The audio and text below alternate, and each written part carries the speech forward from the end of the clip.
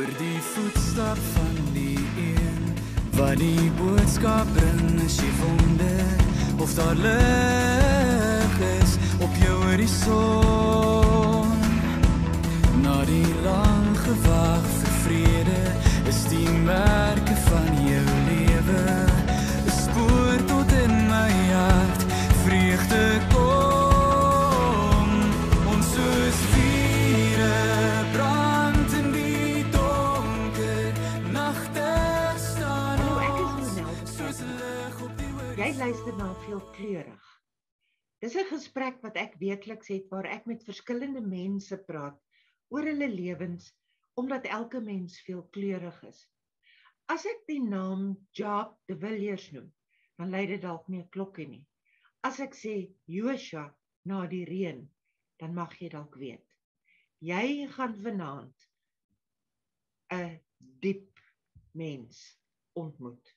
Mag dit vir jou 'n seëning wees om saam te luister. Jacques, dankie dat jy ingestem het, hoor. Gees, dis 'n groot plesier, hoor. Ek wil vir jou eerlikwaar sê, ek dink so baie aan daai boekvry bekendstelling wat ek vir jou gesing het met die daar's een sinnetjie wat altyd by my bly was, as jy nie God se stem wil hoor nie, maak seker jy het 'n besige leefstyl. Dis reg. Dis reg. En dit was Jy my onthou, tot vandag onthou ek het. jy onthou die beginsel van die geloofsvaders van die eerste eeue, né? Om nie 'n besige lewe te hê nie. So hoeveel te meer vir die 21ste eeu. Wel, jy het my nou sommer dadelik met 'n vraag voorgespring. Want of met 'n inleiding, want nou gaan ek aan die hand hiervan vir jou vra, vertel vir my, hoe keer jy om nie 'n besige lewe te hê nie? Want jy moet nou net vir mense vertel wat jy doen, wie jy is, en dit sluit ook in van 'n pa van 3. So, hoe balanseer jy jou lewe, as jy nou vir mense vertel wat jy alles moet doen?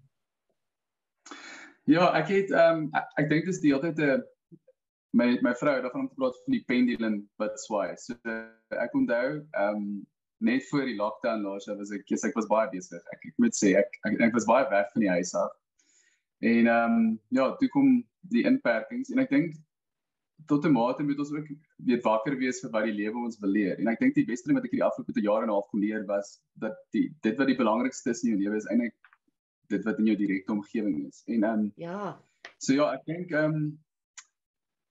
om nou nou dat die inperkings gelig is, nou begin die goeders weer inkom en mens raak weer besig, maar ek dink daai diep wete dat eintlik al wat jy het is jou gesin, jy weet, dit wat saam met jou loop.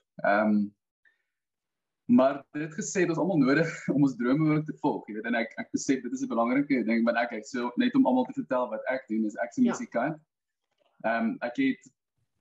Ek het jazz klavier gespeel vir 4 jaar by TUT, en toe vir 'n hele paar jaar lank vir ander kunstenaars klavier gespeel, en toe in 2012 my eie loopbaan as Joshua na die reën begin.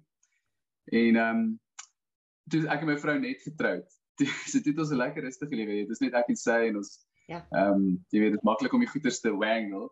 En selfs toe ons 1 en 2 kinders gehad het, was dit ook nog maklik, want my vrou was by die huis met die kinders, en toe hierdie jaar is my dogtertjie graad 1, so eerskielik is daar hierdie rotine, jy weet, en my vrou begin werk, en so nou is dit die eerste keer in ons lewens wat ons skedules amper moet die hele tyd check, verstaan, want iemand moet die kinders oplaai, iemand moet die, en ek dink baie keer, en ja, tot 'n groot mate is vir my baie keer die besluit tussen geld en tyd. So, ek het al baie keer binne die afgelope jaar vir shows nee gesê, wat ek weet vir my inkomste sou gee, omdat ek geweet het, ek was die afgelope ruk te besig, verstaan? So ek dink, baie keer kom die probleem in by ons liefde vir aardse besittings, dis nie net nie.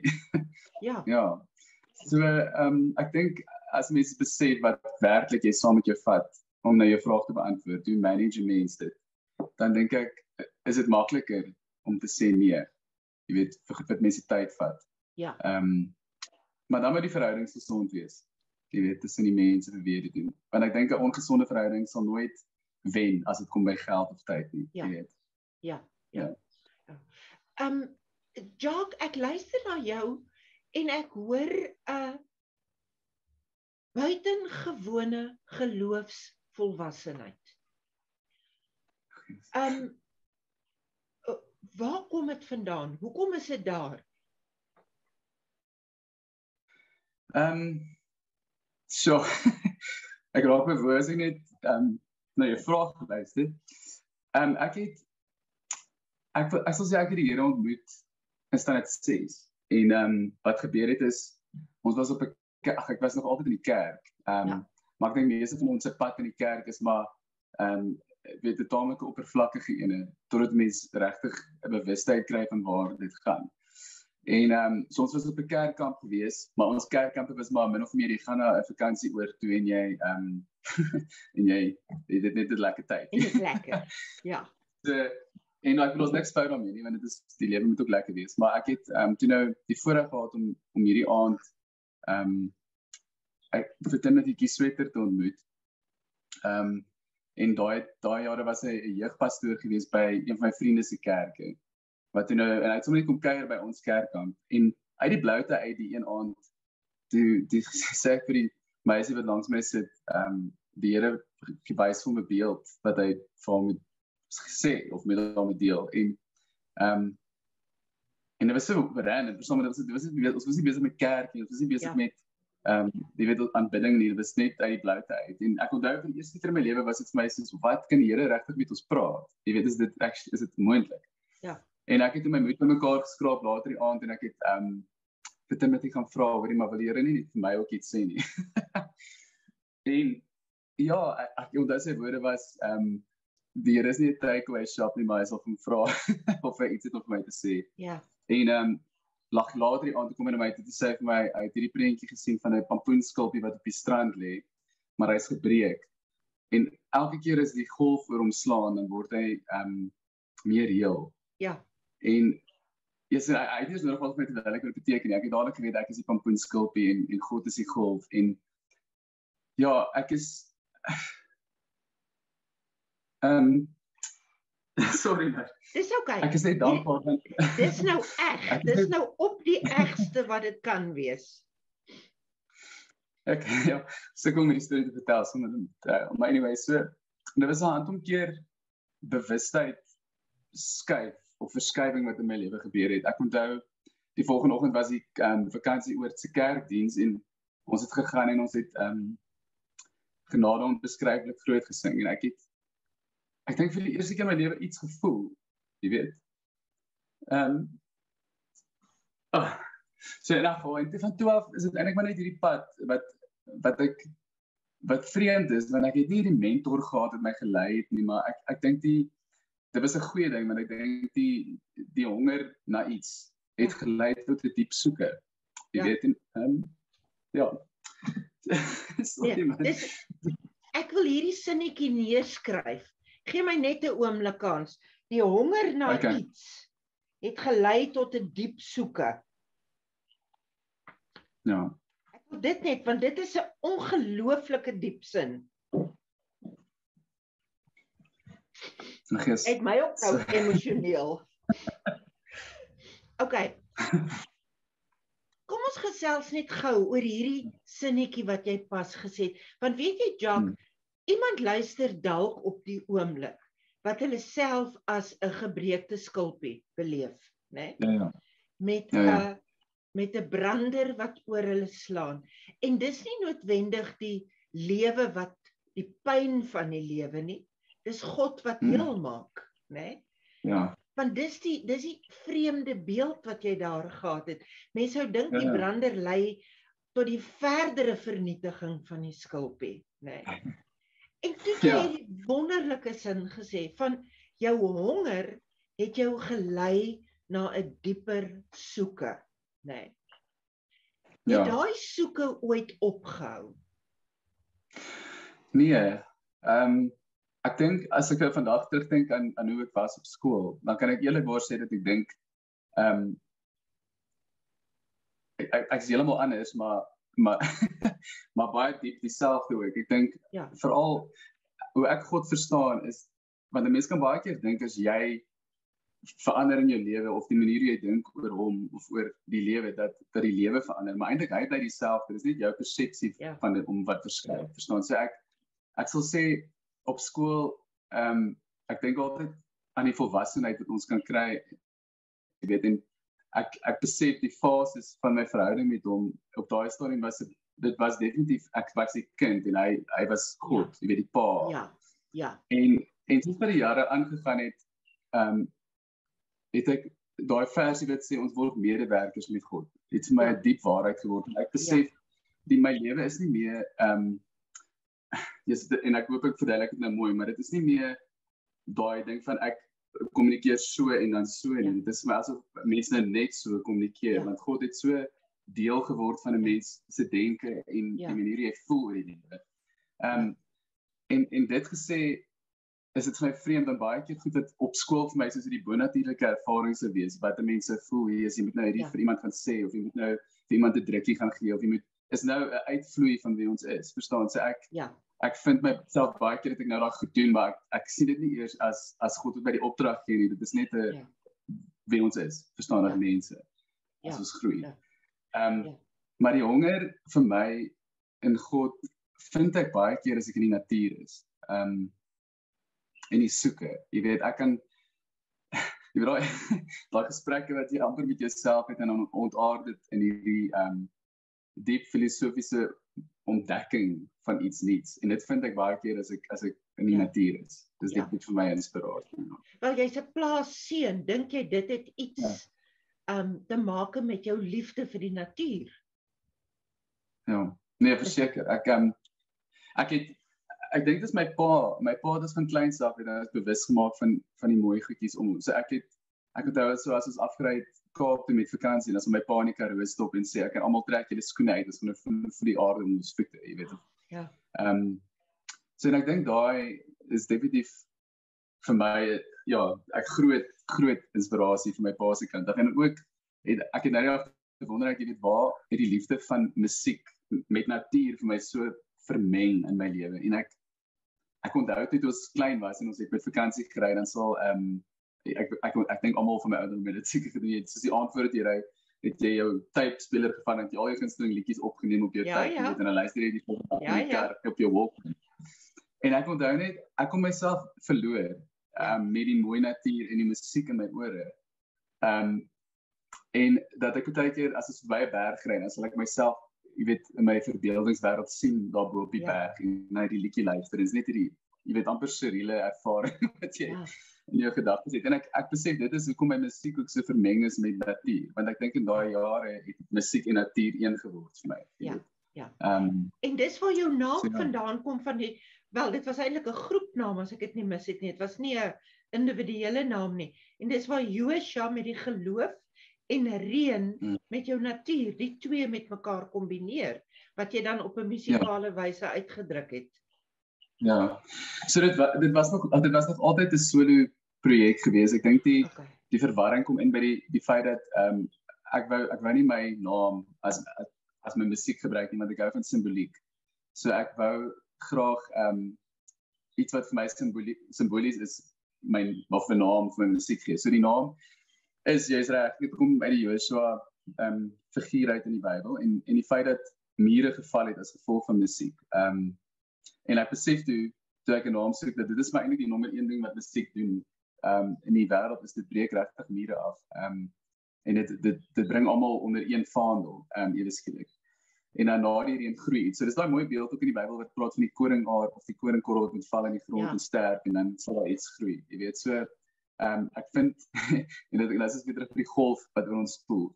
Want ek dink ons het baie hierdie verwronge beeld van as jy 'n Christen is, dan is alles veronderstel om goed te gaan met jou. Jy weet, in ons sin van die woord goed.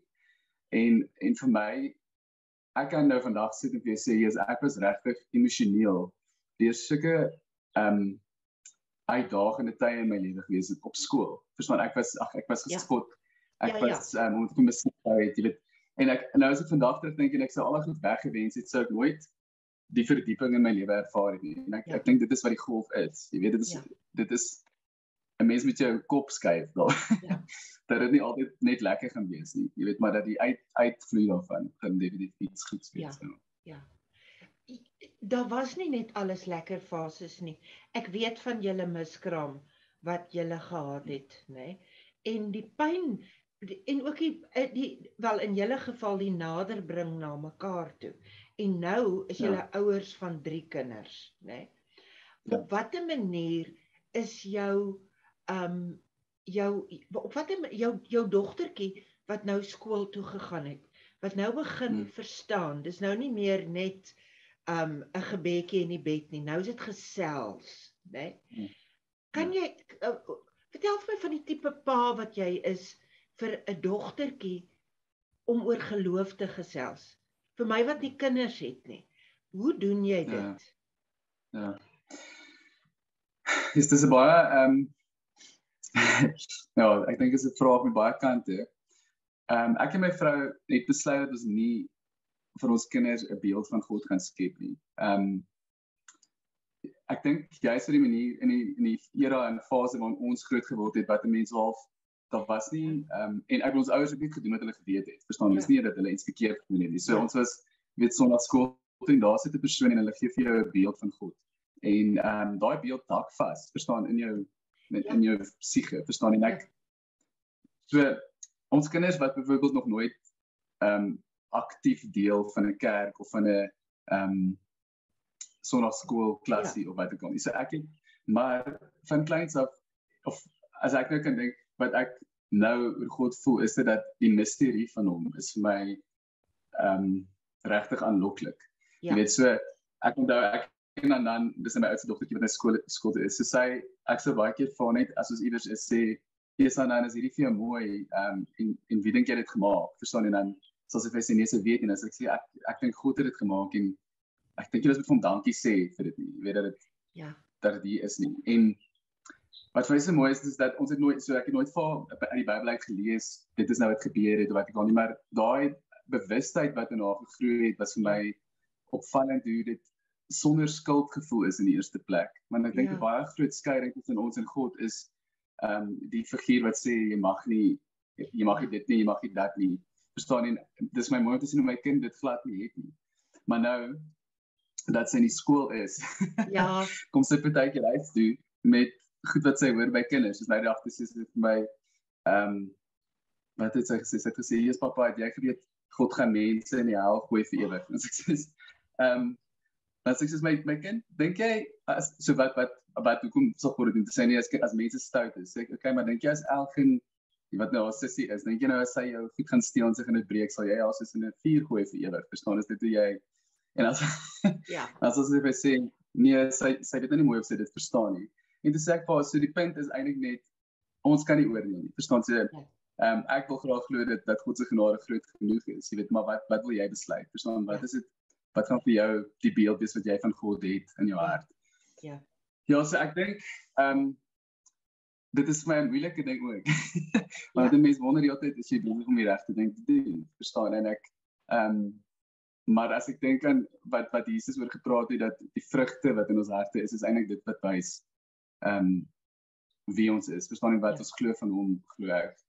Dan sien ek in my dogtertjie iemand wat omgee, en goed is vir dit wat hom is, dis vir my wonderlik, jou manier om vir jou kind te leer, om vir God spontaan dankie te sê, laat my dink aan Meester Eckhart, wat 'n 13de eeuse mystikus was, wat gesê het, ons het eintlik net een gebed nodig, en dis 'n gebed van dankbaarheid, né?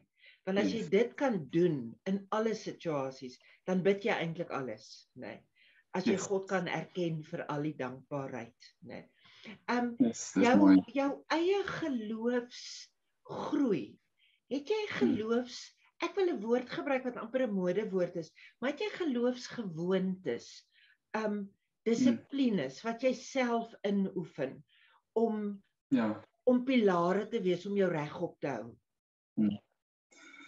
Ja, ek dink, dit kom nou vir my terug by die besige leefstyl, wat 'n mens het, of tot 'n mate gehad het, en so 'n bietjie verander het, die pendulum het so 'n bietjie in die middel gaan kom aan, maar ek moes definitief goed in plek sit vir myself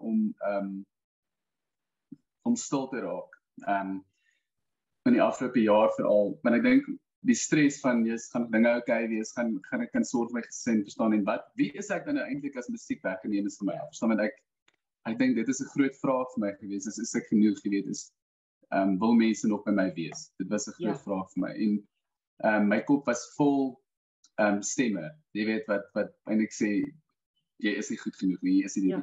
So ek het in hierdie afgelope jare klomp goeders begin doen, en ek dink 'n groot deel wat ek besef het vir myself is ons is geneig om hierdie ekstreem kantverkiesing, so as ons wil groei geestelik, of ons kies om geestelike mense te wees in ons lewens, dan is ons geneig om net aan dit te werk, jy weet. Ja. Maar daar is ook hierdie kant wat God geskep het, wat 'n fisiese kant is, wat jou lyf, verstaan, en dan is daar ook 'n kant van jou emosies en jou.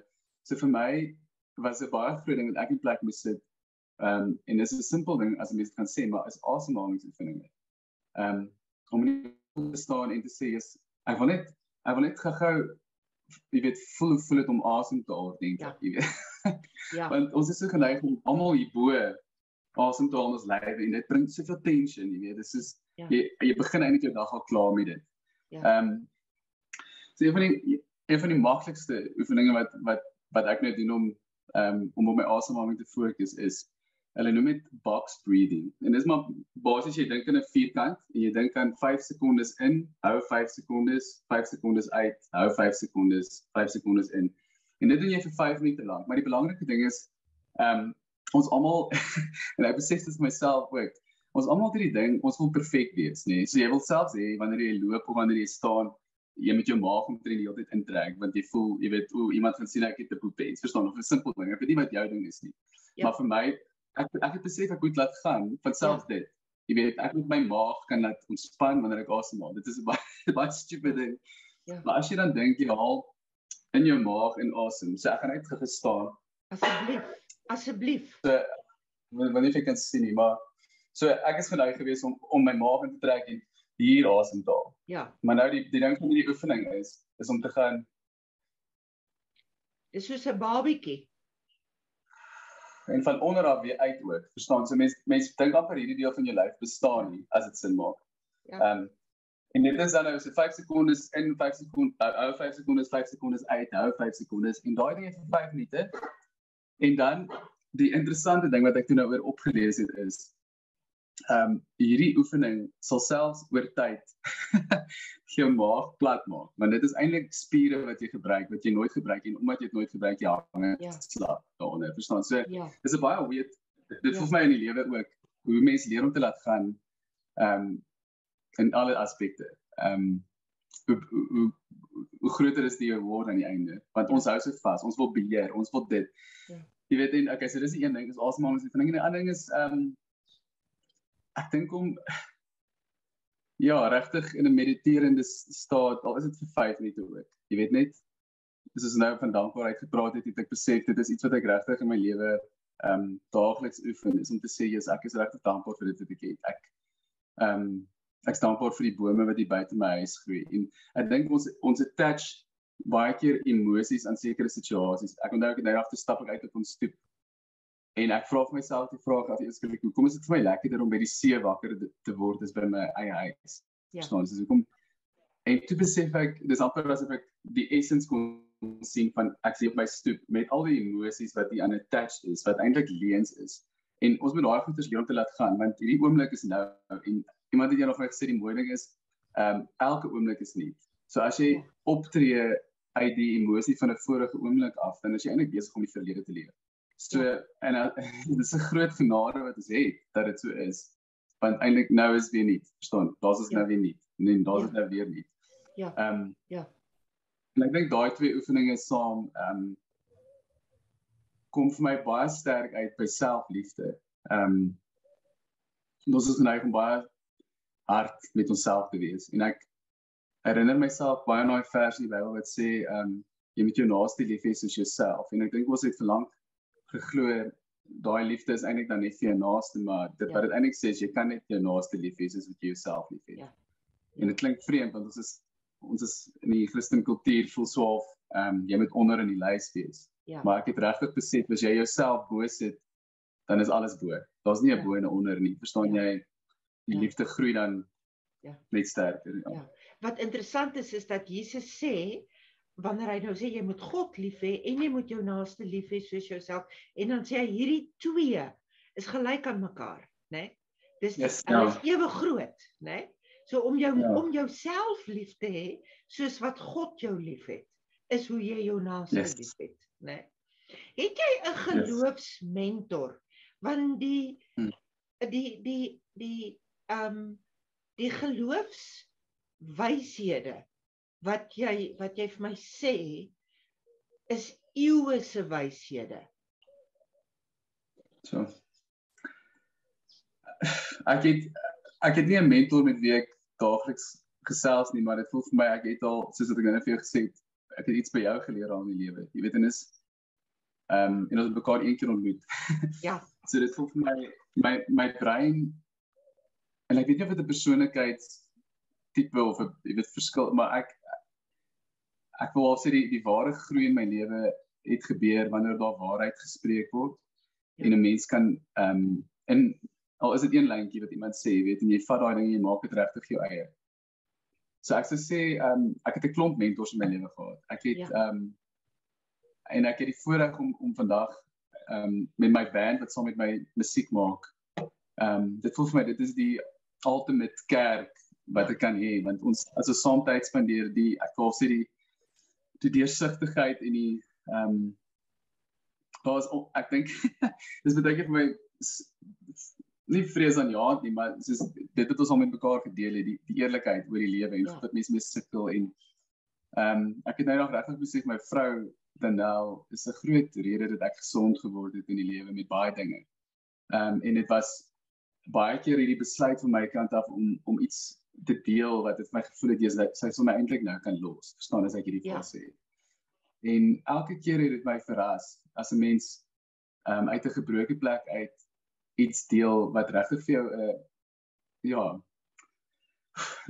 'n ernstige saak is, dan bring dit, dan maak die grond oop dat iemand anders ook voel, jy's maar okay, ek is nie eintlik so weird nie, verstaan of ek dit wat ek ervaar in lewe is eintlik so vreemd dat dit skeiding kan bring nie. Dit is eintlik iets wat ons nader aan mekaar laat vloei, en ek is dankbaar dat ek in my lewe daai verhoudings het, om dit te kan doen, want ek dink ek weet nie wat 'n mens is sonder dit nie. Jy weet, ek weet nie wat is mens. Ek kyk baie keer as mense by mense kuier na die pretensie wat die hele tyd goeders okay maak. Jy weet, mense is heeltyd besig om oppervlakkig te deel met mekaar, en dan wanneer dit regtig begin ernstig raak, dan skram mense weg vir die vrees van verwerping, dink ek.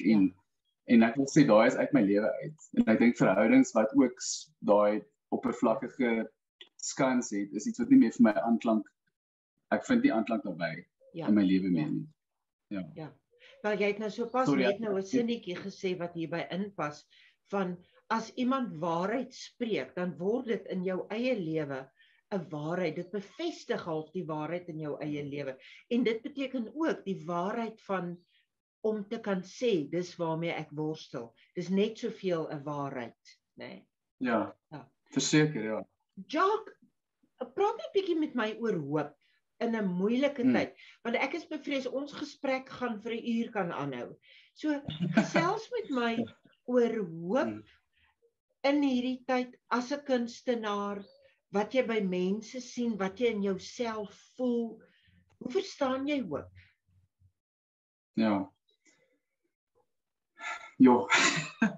Okay, wat ek besef is, en ek weet nie, miskien is dit regtig persoonlikhede, soos ek nou gesê het ook, maar mense wat my ken, weet ek is 'n ewige optimis. Ek sal net warm klere inpak as ons see toe gaan, want ek dink dit gaan lekker warm wees. Verstaan, nou kom ek dan dan weet ek 'n baadjie gaan koop. Verstaan, maar ek dink ek dink hoop is letterlik, as vir my, dit verander van hierdie ding. Ek onthou toe ek begin het, ek onthou op skool, was ek ons skool se FCSV voorsitter, en ek het hierdie hoop gehad, jy weet, hoop dat ek ons skool gaan verander, jy weet, en dan groei jy in die ding van, ek wil die land verander, en met musiek het mense die vermoë dat jou musiek dalk iewers in 'n ander land beland, en dan wil jy die wêreld verander.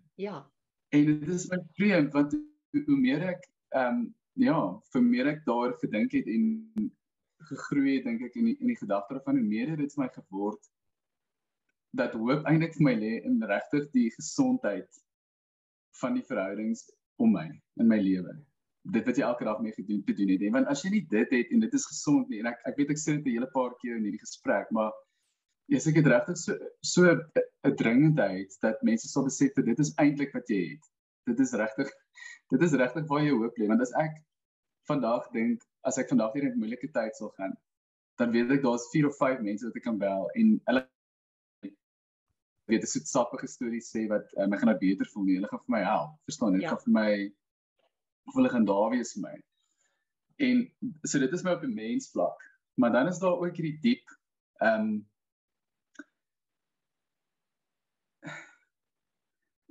ja, ek dink net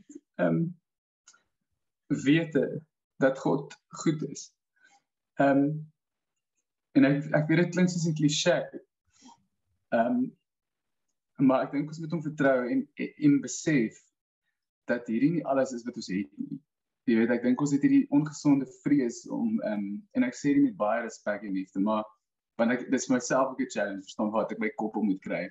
Maar ek kan nie dink dat selfs iets soos die dood veronderstel was om met die lelike ding te word wat ons dit gemaak het nie. Ja. Jy weet, en ek sal ewig soek, ek dink dit is 'n antwoord wat ek ewig vir sal soek, is, jy weet, wat is God se intensie hiermee? Verstaan, hoekom het hy dit gemaak? Want dit is so, as ek vandag sal doodgaan, ek lê baie keer as ek op toer is in my bed in die gastehuis, en dan dink ek, ja, wat as ek nie my kinders sien groot word nie? Ja.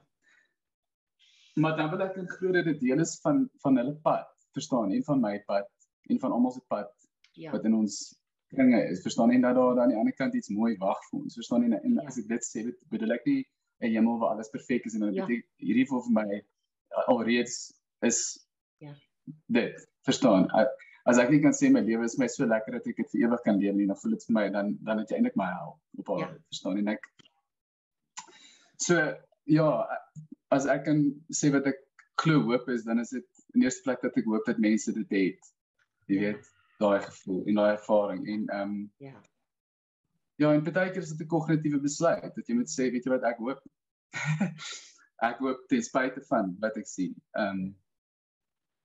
maar ek ken net vir God as iemand wat altyd 'n goeie storie het aan die ander kant, jy weet, ja. Ek moet nou net eers my oog op die horlosie laat val. Ek dink ek het 'n laaste vraag wat ek net vir jou wil vra. Is jy besig met iets nuuts? Ja, ek is besig met 'n nuwe album, wat ek weer opgewonde is, en ek dink, ek dink verlede jaar toe hierdie, ek verwys die hele tyd na die pandemie, maar dit voel vir my daar was 'n groot kopskuif in die menswees en in die bewustheid van die mens in die afgelope jaar en 'n half, en so dit was my moeilik, ek het hierdie fase gaan met my vloed, ek weet nie regtig wat om vir mense te sê nie, jy weet, want eweskielik voel dit vir my alles wat mens gehoop het, daar is die vraag nie, is besig om my bekaarheid te val, want eweskielik maak jy goed nie meer sin nie, verstaan, mense verstaan nie, hoekom God nou hierdie toelaat en hierdie, maar anyway, so toe,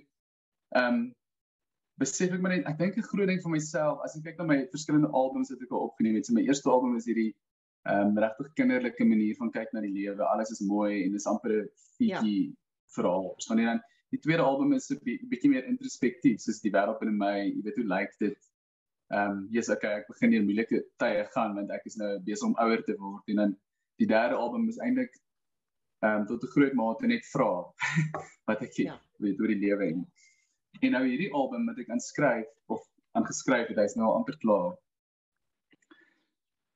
is amper ten spyte van, jy weet, van al hierdie dinge, van die mooi en van die introspektiewe en al die vrae, ten spyte van dit alles, glo ek regtig dat hierdie lewe mooi is.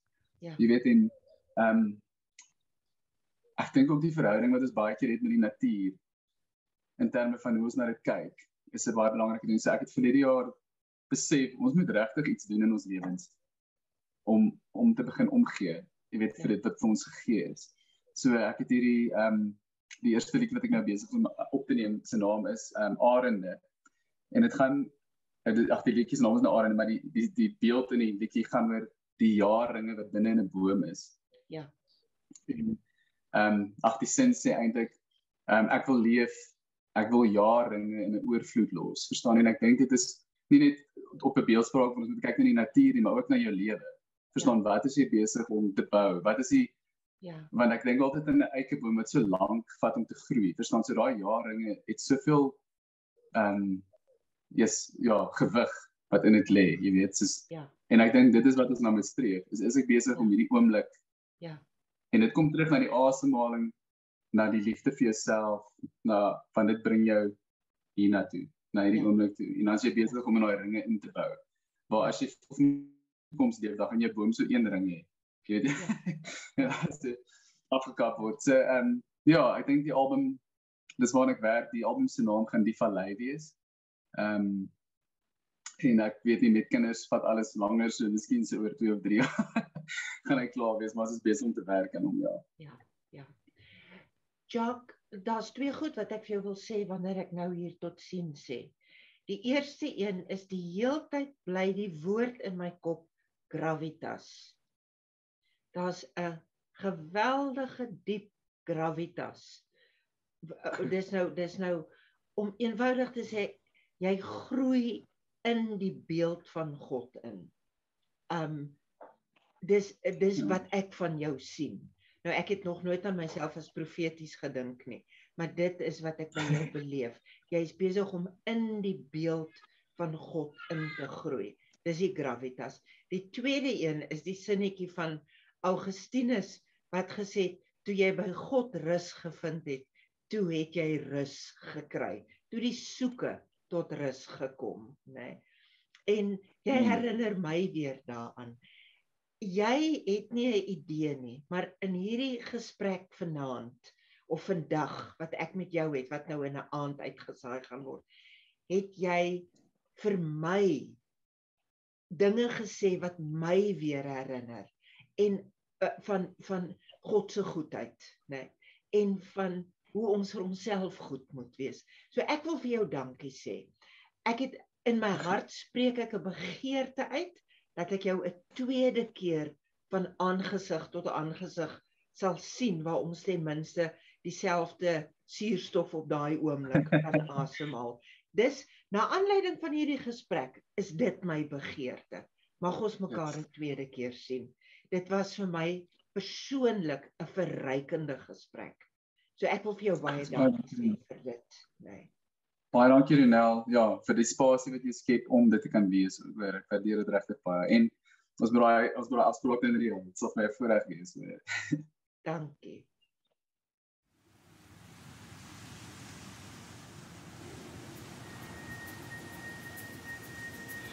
Blind is my oud en blind.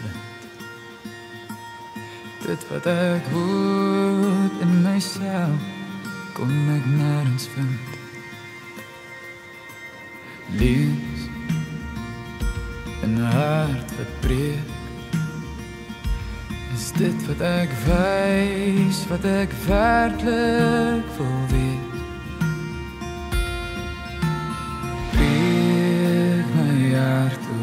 Laat dit reën, soms moet mens hier sterf, werklik te kan leef. Strooi my vrees dan oor die see, laat die wind my neem, laat die wind my neem.